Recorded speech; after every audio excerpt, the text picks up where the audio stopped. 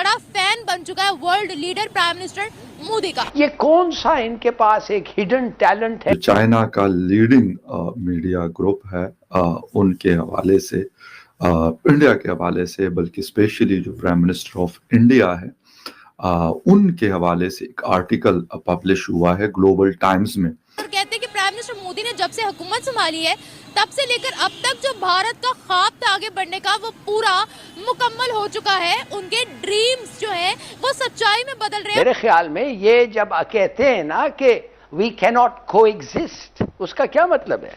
उसका मतलब सिर्फ ये है या तुम या हम। चाइना जो है हमारा दोस्त है। चाइना जुट के इंडिया की तारीफ कर रहा है, कहता है कि इंडिया के साथ और ज्यादा ट्रेड करेंगे। पाकिस्तान की उस पॉलिसी को इररेलेवेंट कर दिया है, यानी कि ये वाजे कर दिया है कि ये अब नहीं हो सकता कि Pakistan allegedly cross border terrorism करे और उसके साथ फिर तवक्को करे कि भारत की हुकूमत उनके साथ मुज़ाकरात भी करेगी। खाने को हमारे पास रोटी नहीं है, गज़वाए हिंद करेंगे हम।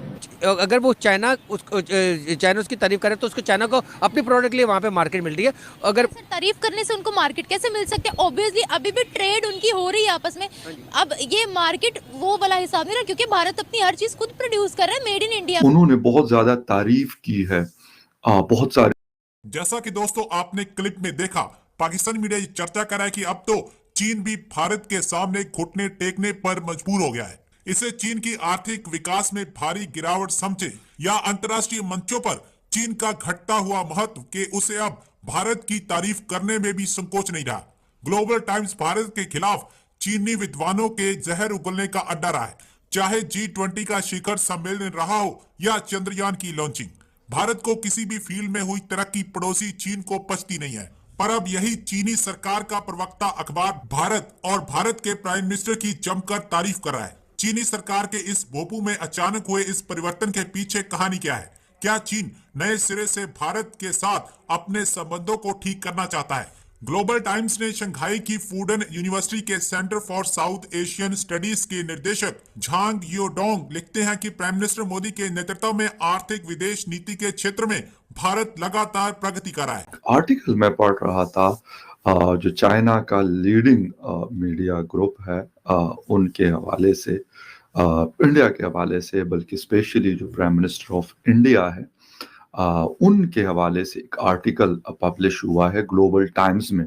बल्कि जो इस थिंक टैंक, इस मीडिया ग्रुप के डायरेक्टर है साउथ एशिया के, तो उन्होंने ये आर्टिकल लिखा है और उन्होंने बहुत ज़्यादा तारीफ की है बहुत सारी चीज़ों की। और उन्होंने कहा है कि जो लास्ट 4 इयर्स, यानी इस टर्म के, यानी सेकंड टर्म जो पीएम मोदी के हैं, उसमें उन्होंने बहुत सारी अचीवमेंट्स को बताया है। ये ऐसा लग रहा है कि पहली दफ़ा हुआ है कि ग्लोबल टाइम्स इस तरह का कोई आर्टिकल पब्लिश कर रहा है। गो के जो फॉरेन अफेयर्स है इंडिया का, वो कह रहे हैं कि भाई हमारे ताल्लुकात इस वक्त चाइना के साथ अच्छे नहीं हैं। इस टाइम में इस तरह का आर्टिकल पब्लिश होना, और मेरे ख्याल में बहुत सारे लोगों को पता है कि चाइना में कोई इस तरह का मीडिया, ओपन मीडिया नहीं है कि इंडिया की तरह कोई 1000 या 800 चैनल्स वहाँ पे काम कर रहे होंगे, या पाकिस्तान की तरह 200 या 250 चैनल्स काम कर रहे होंगे। ऐसा कुछ नहीं है। मतलब उनका अपना एक कंट्रोल मीडिया है, वो ये सारा कुछ करता है, और गवर्नमेंट की आशीर्वाद के बगैर मेरा नहीं ख्याल कि वहाँ पे कोई ऐसी चीज हो सकती है। आर्टिकल लिखा है जी, चाइनीज मीडिया आउटलेट है, और उनके जो director of the centre for south Asian study है, जहांग जियाडोंग, उन्होंने ये आर्टिकल लिखा है, और उसमें वो क्या लिखते हैं वो आपके साथ शेयर करना है। वो ये कह रहे हैं कि एक तो ग्लोबल टाइम के ऊपर बड़ी हैरानगी है कि भाई इस तरह का कॉलम इंडिया के हवाले से या फिर प्राइम मिनिस्टर मोदी के हवाले से लिखना मेरे ख्याल में बहुत ज्यादा बड़ी बात है। हो सकता है कुछ लोग कहें कि यार हमें कोई फर्क नहीं पड़ता, लेकिन मैं इसलिए कह रहा हूँ कि क्योंकि एक कंट्रोल मीडिया में इस तरह का आर्टिकल लिखना और फिर पब्लिश होना, उसका मतलब ये है कि बात इस लेवल तक पहुंच चुकी है कि अब अगर कोई तारीफ नहीं भी करता कोई अप्रिशिएट नहीं भी करता, कोई प्रेज नहीं भी कर रहा, तो वो भी इस बात पर मजबूर है कि यार नहीं, ऐसा नहीं है, हमें ये मानना पड़ेगा। बाकी दुनिया तो इस हवाले से बहुत सारी बातें आर्टिकल्स, इसके अलावा बहुत सारी खबरें हम पढ़ते रहते हैं आए रोज। Success of prime minister Modi के हवाले से अगर देखा जाए, वो मिडिल ईस्ट में आप देख लें, वो आप यूरोप में देख लें, यूएस में देख लें, जापान ऑस्ट्रेलिया में देख लें, यानी इजराइल में देख लें, बाकी इवन पाकिस्तान में देख लें, तो ये बातें तो होती हैं। लेकिन चाइना में पहली दफा इस तरह की बात हो रही है। अच्छा, ग्लोबल टाइम मैंने जो आपको बता दिया, एक बड़ा मतलब जिसे कहते हैं कि मीडिया आउटलेट कह सकते हैं आपको, जो स्टेट मीडिया है।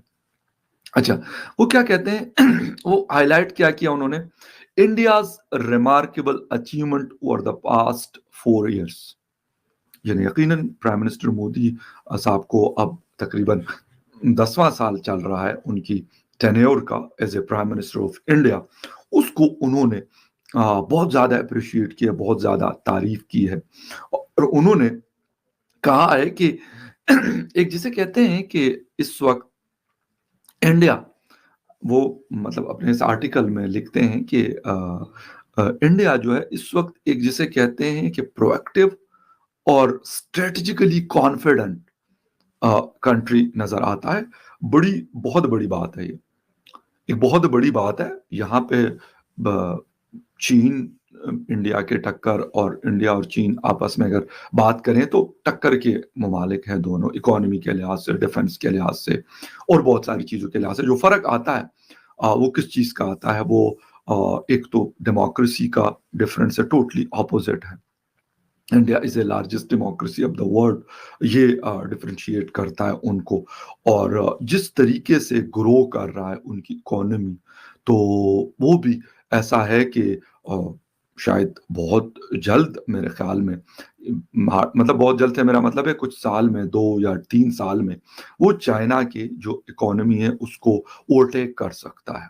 Director of south Asian studies in China, जिनका नाम है जेंग जियाडोंग, उन्होंने बोला है, उन्होंने भारत की काफी ज्यादा तारीफ की है। उन्होंने बोला 4 सालों के अंदर मैंने 2 विजिट किए भारत के, और मैं बड़ा मुतासिर हुआ, मैं बड़ा इंप्रेस हुआ, बड़ा शॉक्ड हुआ जिस तरीके से भारत ने तरक्की कर ली है। न्यू दिल्ली में जिस तरह की डेवलपमेंट हो गई है, हैरान हो गए हैं वो देखकर, और कहते हैं कि प्राइम मिनिस्टर मोदी ने जब से हुकूमत संभाली है तब से लेकर अब तक जो भारत का ख्वाब था आगे बढ़ने का, वो पूरा मुकम्मल हो चुका है। उनके ड्रीम्स जो है वो सच्चाई में बदल रहे हैं, और बहुत